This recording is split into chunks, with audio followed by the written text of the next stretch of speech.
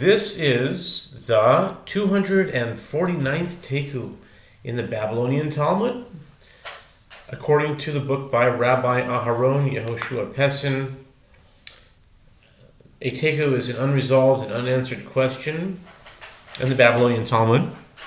And this Rabbi Aharon Yehoshua Pessin, compiled all of them into one book. And I've been going through each one per day, starting last year in June, the 19th, June 19th, 2025, which was the 23rd day of Sivan of 5785, and went one per day.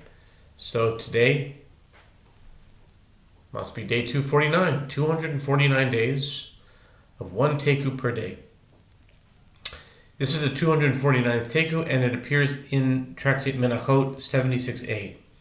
And this is an unusual Taiku because oftentimes Taikus come after a considerable amount of Talmud has been going on for a while. And this is unique because it's the very first line after the Mishnah. The first line of the Gemara is a question that results in Taiku. It's not very common. I'm not saying it never happens, but I can't remember the last time it happened. So I like these little trivia things to point them out. Like, literally you have to go, let's see, maybe not even 20 words. Count it here. 1, 2, 3, 4, 5, 6, 7, 8, 9, 10, 11, 12, 13, 14, 15, 16, 17, 18, 19, 20, 21. All right, so 21, and the 22nd word is Taiku. The 22nd word is Taiku of the Gemara. It's an anomaly. Okay. The Gemara says that a Tana taught, Tana, it's 76a, it's right after the Mishnah. Tana, Shav achas boit daim, Shav shtayim boit shalosh, boit raviram yamot, toye ve'etoye, achad oy dilma, toye ve'etoye tre mai Taiku. A Tana taught in a Braita that the rubbing and striking are done in the following manner. He rubs once and strikes twice. Then he rubs twice and strikes 3 times. This sequence is repeated 100 times, so that he rubs 300 times and strikes 500 times. Rav Yirmiyah raises a dilemma.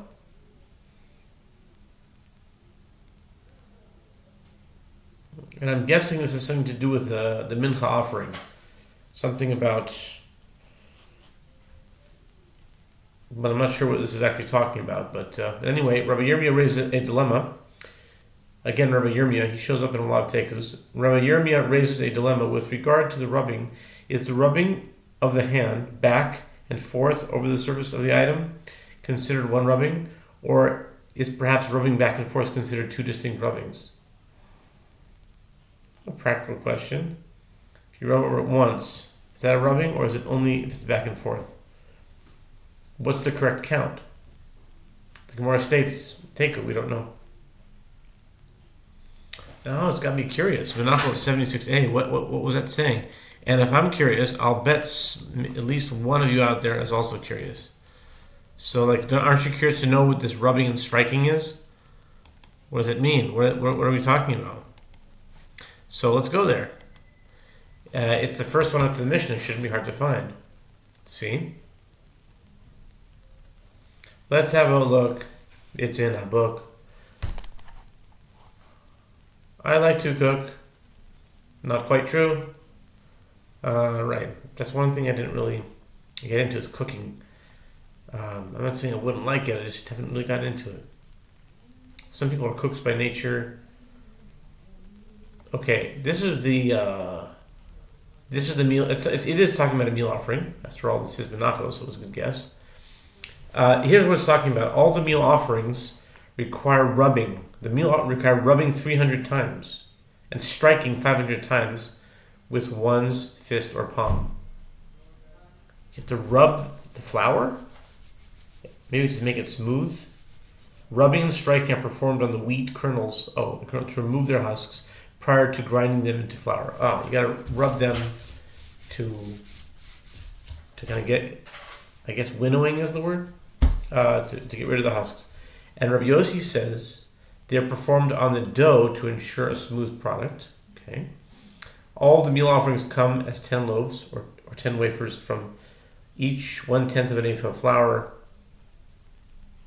except for the showbread and the griddle cake offering of the high priest, which come as 12 loaves or wafers. This is the statement from Yehuda.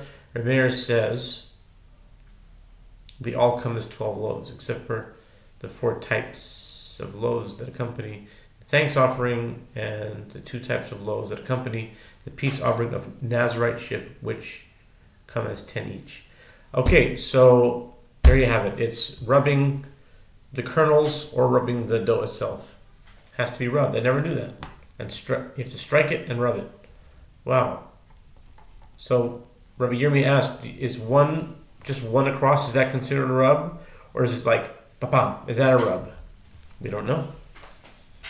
We'll have to wait for the Messiah, the son of David, and Messiah, the son of Joseph, and Elijah the prophet to come. Elijah the prophet, the tradition is he will answer all the questions. That's what Taiku stands for. Tish Beataris, Kashas Hibayas. Maybe soon in our day.